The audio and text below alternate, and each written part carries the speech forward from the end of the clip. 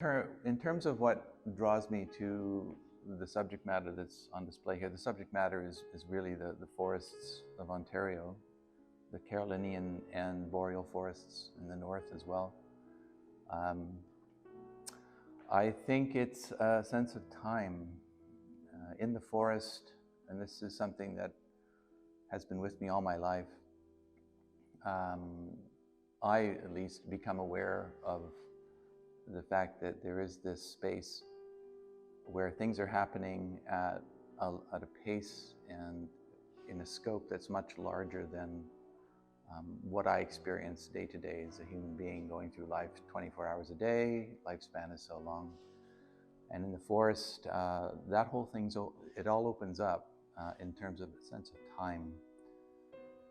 Things are growing, things are decaying, new growth is developing, and I like immersing myself in that sense of time. I think my son had a turtle.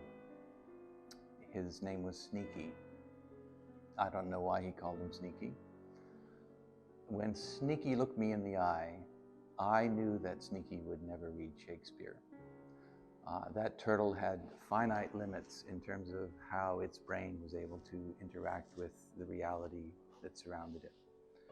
And I guess for me, I see myself kind of the same way.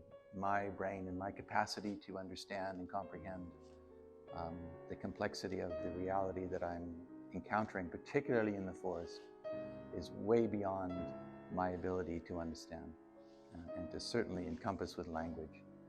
But I feel through painting and responding to my surroundings using watercolors in the immediate sense, but then going back to the studio and kind of immersing myself in the materials of paint and the textures of bark and moss and leaves, that I can sort of intuitively sense the reality of the forest, and in a way, the reality of being, what it is to be and exist.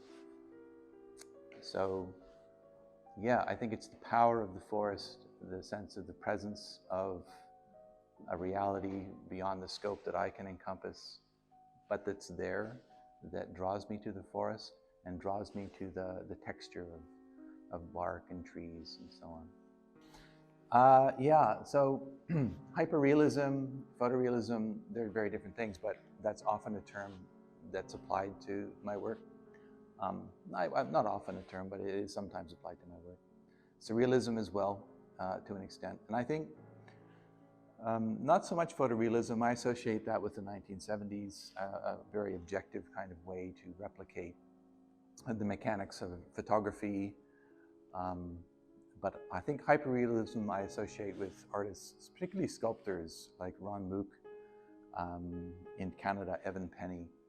And I think there is a commonality in the sense that I think they're using so much information, visual information relating to texture of skin, for example, that it's below the threshold or beyond the threshold of your perception, which causes this sort of mental buzzing. You're aware that there's information there, but you can't actually see it all, which creates a sense of life in a way. So that attempt to depict reality that is sort of beyond what's being represented, I think that aligns to an extent with what I'm doing, although I wouldn't characterize my work as hyperrealistic. I think in some ways the amount of visual activity that's going on in my paintings goes back to my time with Eric Cameron and my focus on process. So once I'm in the studio, I tend to get into this meditative state of mark making, this accumulation of marks, almost to the point where what's happening on the canvas is secondary to the process of laying down the marks. As almost like a meditative tribute to the life that I'm depicting, or the life and death, I guess you could look at it that way. Yeah, and surrealism, I think, if one talks about surrealism, like back in the 1930s, with the early surrealists like Breton and Max Ernst um, and Picabia, I think these artists were very interested in trying to access the unconscious. This concept of the unconscious was, like Freud's idea, was relatively new at that time. And they were trying to access what they thought was a reality that was more real than our conscious reality. So I see a parallel there in terms of what I'm trying to do in my paintings. I'm trying to suggest or create this feeling of a sense of a place or a thing that is kind of on the periphery of our ability to know. So I think there's commonality there.